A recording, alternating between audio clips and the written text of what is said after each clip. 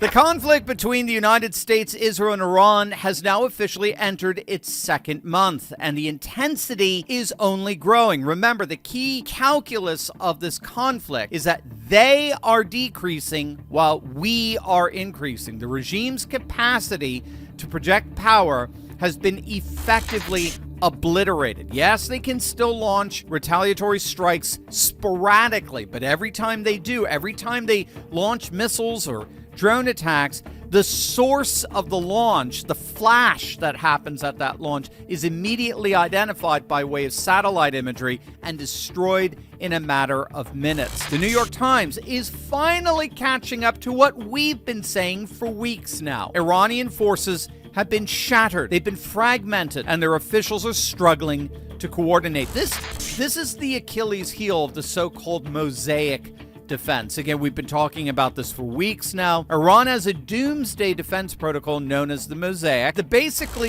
it's the protocol of what the Revolutionary Guard is supposed to do in the event of the entire Iranian leadership getting wiped out. So if command and control breaks down, then the Revolutionary Guard is supposed to break up into 31 separate units, each assigned to one of Iran's 31 provinces.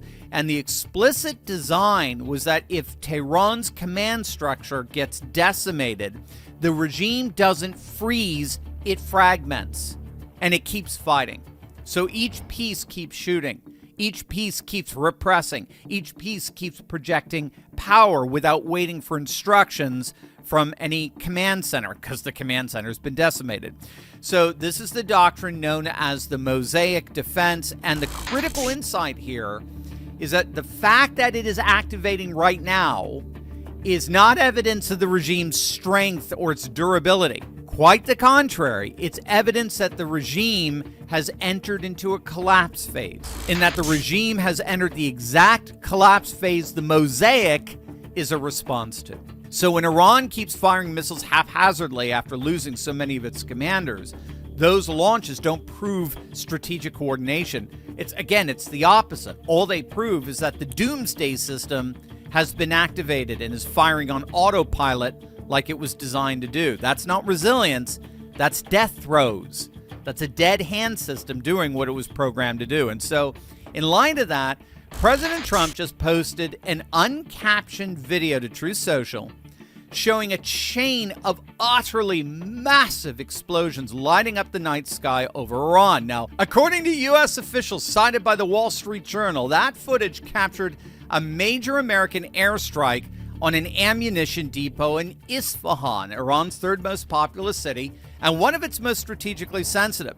The weapon of choice there? High-volume, 2,000-pound bunker buster bombs. Penetrator munitions specifically designed to destroy fortified and underground military facilities. Isfahan is not just any city. It's home to Iran's Badir air base, its largest missile assembly complex, and it's believed to house a significant portion of Tehran's 60% enriched uranium stockpile. The explosions were so powerful, they registered on the Meteosat 12 weather satellite. The strikes weren't limited to Isfahan. Explosions also rocked Tehran overnight, and Israel struck Imam Hussein University in the capital. That's a Revolutionary Guard-run institution reportedly used for advanced weapons research. Mass power outages hit parts of Tehran following the blast. Iran's mosaic struck back on multiple fronts. At least 10 explosions were heard over Jerusalem as Iranian missiles streaked across the night sky toward Israel in two separate barrages, though no immediate casualties were reported. Iranian fire also spread across the Gulf region, a burning oil tanker at Dubai's port, debris injuries in Dubai's Al Bata area, and an intercepted drone attack that wounded one person near the U.S. Embassy in Baghdad. NATO air defenses also reportedly intercepted a ballistic missile over Turkish airspace. That's the fourth such interception since the conflict began. With Operation Epic Fury now on day 30, Pentagon officials have previously cited a 4 to 6 week timeline for the operation, meaning that its stated objectives may indeed be reaching a decisive moment in the days ahead, specifically the next 2 weeks.